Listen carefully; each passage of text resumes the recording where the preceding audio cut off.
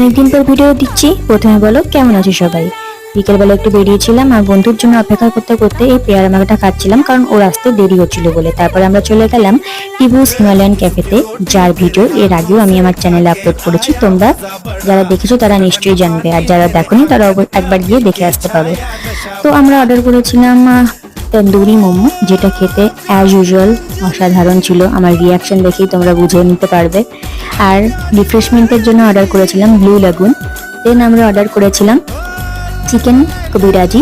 কবিরাজি জিনিসটা আমার সব জায়গায় ভালো লাগে না, মনে হয় যেন তেল খাচ্ছি। বাট এখানকার ডিপ ফ্রাই হওয়ার পরও এখানকার কবিরাজিটা যথেষ্ট ভালো ছিল। আর চিকেনের ফিলেটটা দেখতে পাচ্ছ যথেষ্ট মোটা।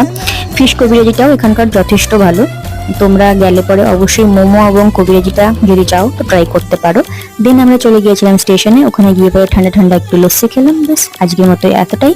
দেখা হচ্ছে নেক্সট ভিডিওতে। Till then tata by.